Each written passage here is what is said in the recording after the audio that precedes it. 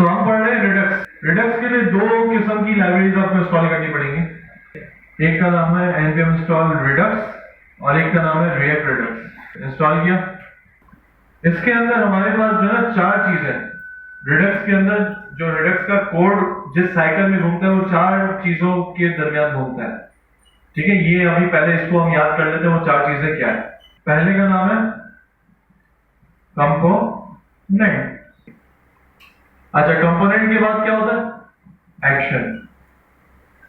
ये रिडक्स की समझ लो ना चीजें हैं जिनके थ्रू हम रिडक्स में कंपोनेंट स्टोर करते हैं। एक्शन के बाद एक होता है रिड्यूसर, रिड्यूसर के बाद होता है स्टोर। कंपोनेंट एक्शन से कहां जाएगा?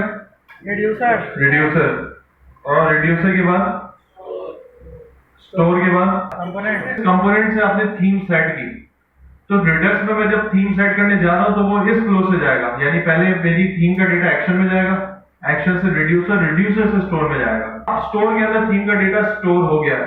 अब हेडर की बजाय जो दूसरा कंपोनेंट है, डिफरेंट कंपोनेंट्स है home.js, dashboard.js, उनको थीम का डेटा चाहिए तो वो कहां से लेंगे? स्टोर से लेंगे। तो स्टोर से कंपोनेंट में डेटा आ जाएगा। कुछ बात समझ में आई?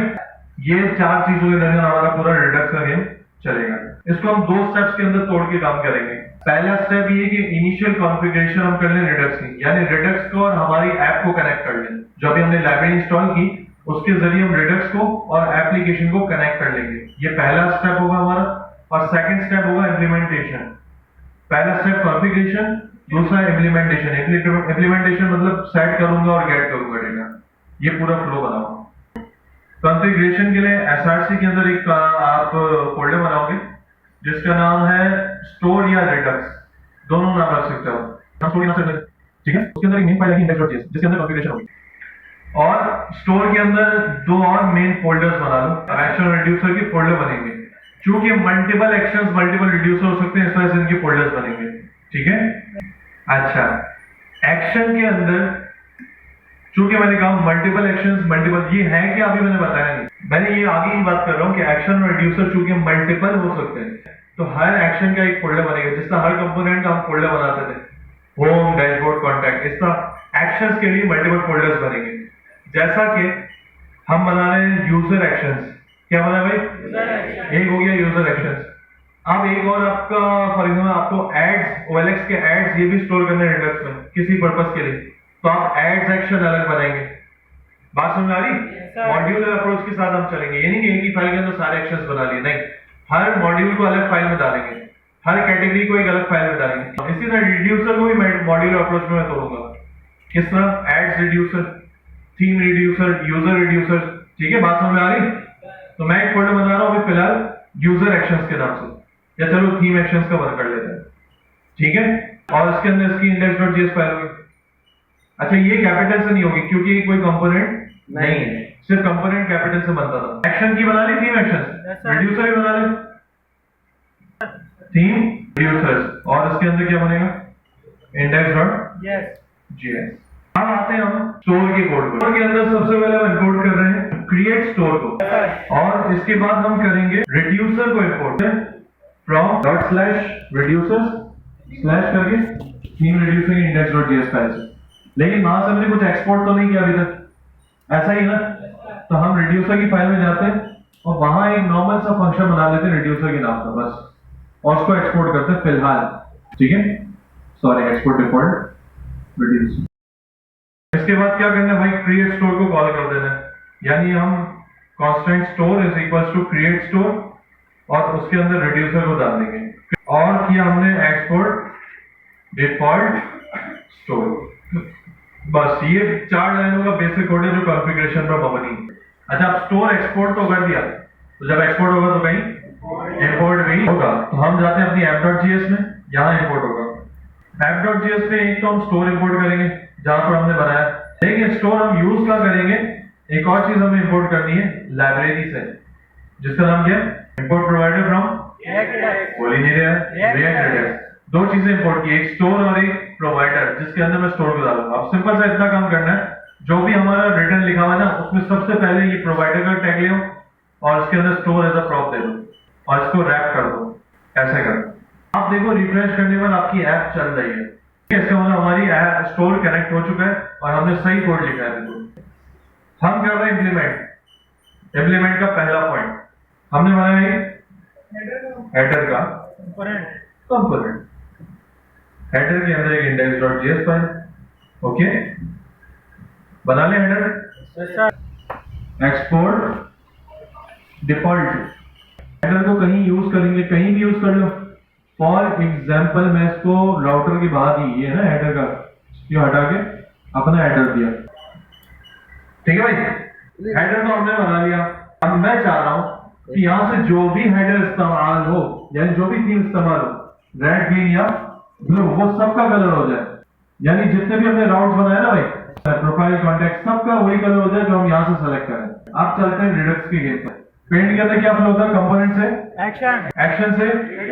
तो कंपोनेंट से हमें एक्शन पे जाना है, यानी यहाँ पर जब मैं क्लिक कर रहा हूँ, यानी रेड पर जब क्लिक होगा तो ये किसको कॉल करेगा? यहाँ से एक्शन को। ये बात क्लियर है? अच्छा, जो एक्शन होगा ना, एक्शन जो होगा उसका नाम मैं जो रखूंगा वो सेट थीम करके रख लेता हूँ, ठीक है। और उस थीम के अंदर मैं यहाँ कलर पास कर देता हूँ रेड ग्रीन और ब्लू।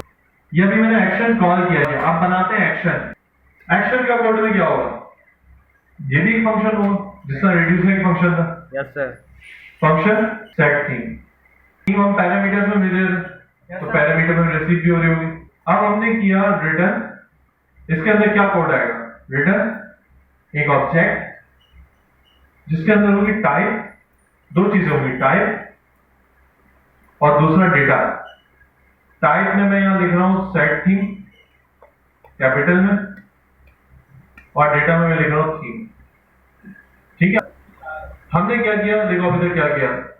एक्शन बनाने के लिए हमने एक फंक्शन बनाया, उस फंक्शन के अंदर उस फंक्शन का नाम लिखा सेट थीम, जो भी हम लिख रहे थे, ठीक है। सेकंड हमने रिटर्न किया है क्या? दो चीजें, टाइप और डेटा। टाइप क्या सीन है वो हम बाद में सुनते हैं, लेकिन डेटा तो आपको समझ आ रहा है। कंपोनेंट से एक्शन से रिड्यूसर। तो कंपोनेंट से एक्शन, ये वाला प्रोसेस हो गया। Yes sir. अब ये जो रिटर्न कर रहे हैं ना, ये रिटर्न बेसिकली रिड्यूसर तक जाएगा। रिड्यूसर तक हम दो चीजें पहुंचा रहे हैं, टाइप और डेटा। Yes sir. टाइप क्यों पहुंचा रहे हैं वो अभी देखते हैं, डेटा हम पहुंचा रहे हैं इसलिए थीम, ठीक है ठीक है। अच्छा, यूजर के केस में सोचो, यूजर के केस में क्या होगा? जब बंदा लॉगिन होगा तो सेट यूजर का आप एक एक्शन कॉल करोगे जिसके अंदर यूजर का डेटा भिजवा रहे होगे। लेकिन जब बंदा लॉग आउट होगा तो क्या होगा?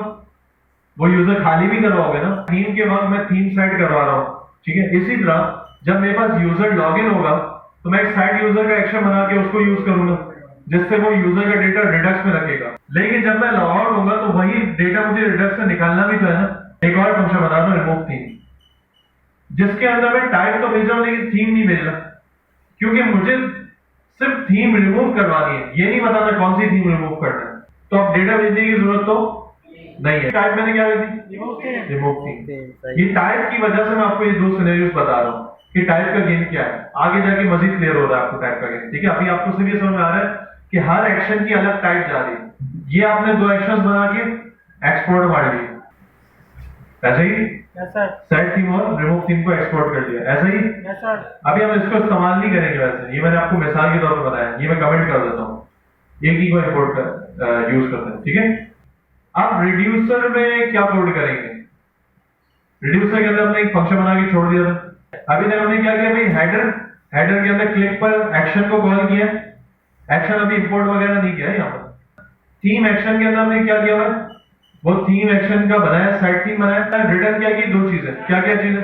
टाइप और डेटा। अब आ रहा है रिड्यूसर के पैरामीटर में ऑटोमेटिकली आपको दो चीजें वो दे रहा होगा। एक होगी आपकी स्टेट, जो कि इनिशियल वैल्यू में इसको रख रहा हूं ऑब्जेक्ट। ये स्टेट स्टोर की स्टेट है जिसकी हम बात करें जहां डेटा रहेगा। ये पैरामीटर में आपको वो स्टेट या स्टोर दे रहा होगा हमेशा। इनिशियली अनडिफाइंड होगा, इस वजह से मैंने इसको डिफॉल्ट पैरामीटर दिया खाली ऑब्जेक्ट। भाई अगर कोई चीज जैसे स्टेट अनडिफाइंड आ रही है तो मैं चाह रहा हूं नहीं इनिशियली अनडिफाइंड ना है, बल्कि क्या आ जाए? खाली ऑब्जेक्ट आ जाए। तो इस तरह मैं लिखूंगा, ठीक है। और दूसरी आ रही होगी आपके पास एक्शन। ये दो तरह के एक्शंस कॉल हो सकते हैं, यानी रिड्यूसर को दो तरह की कॉलें मिल सकती है, या तो सेट थीम की मिल सकती है या रिमूव थीम की मिल सकती है। इसको भी चलो ऑन कर लेते हैं ताकि दिमाग में रहे, हाँ यार ये भी आ सकता है। Yes sir. अब रिड्यूसर को कैसे पता चलेगा कि मुझे किसकी तरफ से कॉल आई है? सेट थीम की वजह से आई है या रिमूव थीम की वजह से आई है, या सेट यूजर की वजह से आई है या रिमूव यूजर की वजह से आई है? ये रिड्यूसर दोनों कॉल्स पर अलग अलग चलेगा। तो ये पता चलेगा एक्शन की वजह से। एक्शन डॉट टाइप में आपको पता चल रहा होगा कि अभी सेट थीम आ रहा है या रिमूव थीम आ रहा है।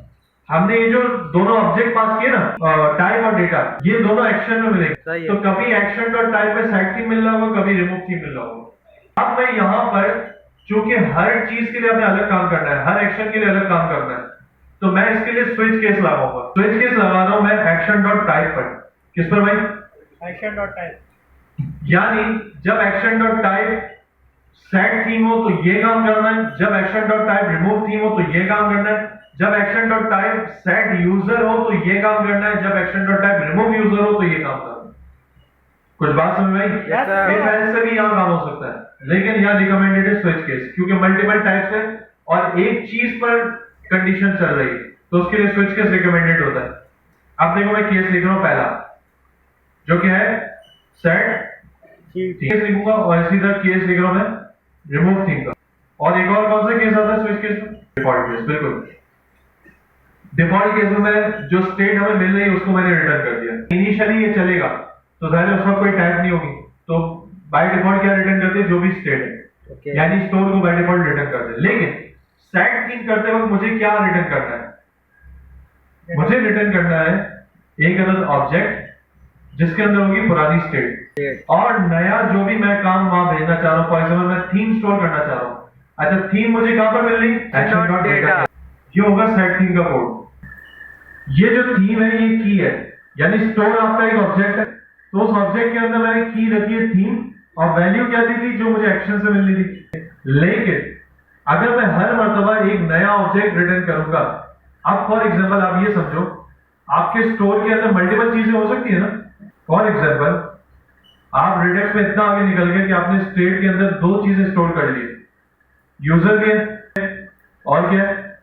थीम भी है। अगर तो मैंने, और एक और चीज समझ लो, एड्स है। क्या है? एड्स है, इसका ये कह रहे हैं, जिसके अंदर कोई ना कोई चीज है, ऑब्जेक्ट है और समथिंग लाइक दैट। ठीक है, तीन चीजें आपके स्टोर के अंदर, रिडक्स के स्टोर के अंदर। अगर आपने ये कोड इस तरह से लिख दिया ना, रिटर्न करके डायरेक्ट ऑब्जेक्ट कर दिया थीम, ये क्या करेगा? इस पूरे ऑब्जेक्ट को रिप्लेस कर देगा सिर्फ स्टेट के अंदर थीम के साथ। बस स्टेट के अंदर सिर्फ थीम होगी। अगर मैंने ये काम किया, ये काम अगर किया, तो इसका ये नुकसान होगा, यानी पिछली जितनी स्टेट्स थी वो सारी उड़ जाएंगी, सिर्फ थीम आ जाएगा। फॉर एग्जाम्पल थीम हमने रेड से ब्लू किया था इसके अंदर, तो भाई थीम तो चेंज हो गया, लेकिन बाकी सारी स्टेट्स गायब, क्योंकि आपने सिर्फ एक ऑब्जेक्ट में एक की रिटर्न किया, ये पूरी एक स्टेट बन जाएगी। लेकिन अगर हम चाह रहे नहीं, आप पुराना डेटा रहे और जिस चीज को हम अपडेट कर रहे हैं वो चीज भी अपडेट हो जाए, पुराना डेटा भी रहे, तो उसके लिए हमें पे ये लाइन लिखनी पड़ेगी, रिटर्न। क्या रिटर्न क्या है? पहले पुरानी स्टेट ले आओ, उसके अंदर जितनी की वैल्यूज थी वो, और फिर थीम को आप स्टोर कर दो। अब बात समझ में आई? अब स्टेट जो रहेगी वो ये रह जाएगी आपकी पूरी। अब आपके एड्स भी वहीं पर रहेंगे, यूजर्स भी वहीं रहेंगे, लेकिन थीम आपका चेंज हो जाएगा। तो अब मैं यहां पर जो कोड लिखूंगा वो लिखूंगा state comma theme action dot data. मुझे बताओ रिमूव थीम के अंदर क्या कोड लिखूंगा? रिटर्न ऑब्जेक्ट और पुरानी स्टेट थीम और उसमें नल। सिंपल। अब यहाँ डेटा तो देना ही नहीं ना, आपको तो थीम को नल करना है, तो मैंने एक्शन डॉट डेटा भी यूज नहीं किया, थीम क्या कर दी? नल। और डिफॉल्ट में क्या दे दिया? रिटर्न कर दे ओरिजिनल स्टेट। डिफॉल्ट कब चलेगा? इनिशियली जैसे रिडक्स में ही चलेगी ना, जो रिड्यूस से पहले चलेगा, तो उस वक्त तो कोई एक्शन कॉल नहीं हुआ, तो उसके लिए डेटा हमने कर दी पुरानी स्टेट, जो मतलब स्टेट बनेगी, और सेट थीम और रिमूव थीम का कोड हमने लिख दिया। बस ये रिड्यूसर का कोड है। एक्शन आपने बता दिया, एक्शन आपका तैयार है, रिड्यूसर आपका तैयार है। अब रह गई इंप्लीमेंटेशन। एक्शन रिड्यूसर तैयार, अब कंपोनेंट है एक्शन फेंकना है, और एक्शन रिड्यूसर को ऑलरेडी फेंक रहा है, रिड्यूसर स्टोर को ऑलरेडी फेंक रहा है, स्टोर से हमें कंपोनेंट में लेना है। ठीक है, अभी सबसे पहला स्टेप हमें करना है, कंपोनेंट से हमें ये देखना है कि रिड्यूसर तक डेटा चला गया, स्टोर में डेटा सेव हो गया। सबसे पहले ये वेरीफाई करना है। ठीक है, हम एक काम करते हैं, एक कंसोल यहां मारते हैं, ये हमारा theme inside set theme action. भाई देख लो, मैं आपको फ्लो दिखाना चाह रहा हूं, जो भी फ्लो मैंने आपको दिखाया था पेंट पर। कंपोनेंट से एक्शन है रिड्यूसर, रिड्यूसर से स्टोर, सेट थीम रिड्यूसर। ये दो कंस्ट्रक्ट्स मुझे देने चाहिए। अब मैं ये सेट थीम को इंपोर्ट भी करूंगा एक्शन से। हेडर हमारा क्या, कंपोनेंट से क्या कॉल किया, Set theme. सेट थीम क्या है, Function. एक्शन। कंपोनेंट से क्या कॉल किया, एक्शन। Action. क्या कॉल किया, Action. एक्शन। और एक्शन किधर रिटर्न कर रहा है, रिड्यूसर को, और रिड्यूसर किधर स्टोर कर रहा है, स्टोर में। इनको चेक करो। देखो भाई, हम क्लिक करने वाले हैं किस पर भाई, रेड कलर पे। किस पर, ये देखो इनिशियली भी चल गया, रिफ्रेश करो। इनिशियली आपका रिड्यूसर चला है, एक्शन डॉट थीम में अनडिफाइंड डाला, मैंने कहा था इनिशियली भी चलेगा। अब मैं इसको हटा के रेड पर क्लिक कर रहा हूँ। रेड पर क्लिक किया, क्या कंसोल आया, theme inside set theme action. Action तक पहुंचा, Yes sir. ये एक्शन के अंदर कंसोल किया हुआ था, थीम आ गई रेड, Yes sir. डेटा पहुंच गया यहाँ Yes, तक। sir. बट यार रिड्यूसर के अंदर भी कंसोल किया था, वो नहीं आया, सिर्फ एक्शन का कंसोल आ रहा है, रिड्यूसर का नहीं आ रहा। ग्रीन ब्लू, एक्शन तक तो डेटा पहुंच रहा है, रिड्यूसर तक नहीं पहुंच रहा। भाई सीन ये है, सीन ये है, हमने जो ये कॉल किया है सेट थीम, हमने कॉल किया है, और सेट थीम क्या कर रहा है, रिटर्न कर रहा है। ये तो एक जावास्क्रिप्ट का नॉर्मल सा फंक्शन हो गया ना। हमने कॉल किया और रिटर्न कर दिया, रिटर्न कहाँ फेंकेगा, जहां से कॉल किया वहीं फेंकेगा ना, और कहीं तो नहीं फेंक सकता। ऐसा है, Yes sir. तो ये तो हमने जावास्क्रिप्ट वाली चीज कर दी है, तो ये कैसे रिड्यूसर तक पहुंचाएगा ऑटोमेटिकली।